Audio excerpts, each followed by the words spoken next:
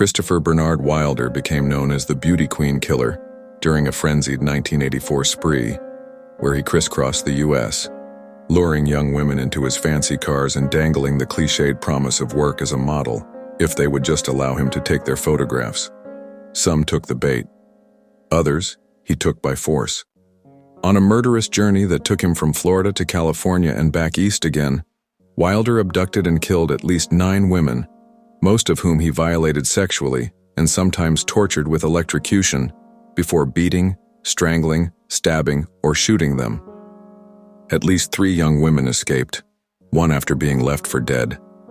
And that was just the tip of a very deep iceberg.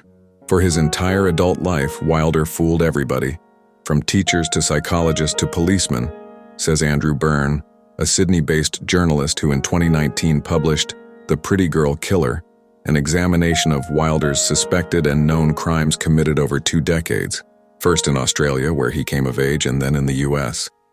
Wilder's bloody journey is all the more tragic, considering the missed opportunities to stop him over nearly 20 years.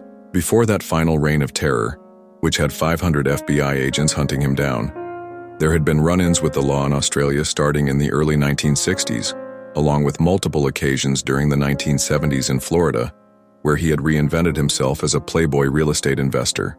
In several assault cases, he was given a slap on the wrist or set free after charges were dismissed.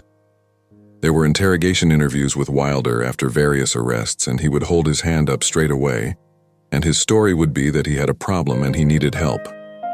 He said he was really thankful that he'd been arrested because now he could get that help. Byrne, a former news desk editor at the Sydney Morning Herald, tells AE True Crime. Fast forward a few months to the court date and he's sitting there in his crisp white shirt, represented by an expensive lawyer, Byrne says. And the whole thing's flipped. It's a different story that's coming out. Having repeatedly avoided jail time, Wilder had made his way onto the FBI's most wanted list when he committed suicide on April 13, 1984, as authorities closed in on him in a New Hampshire village.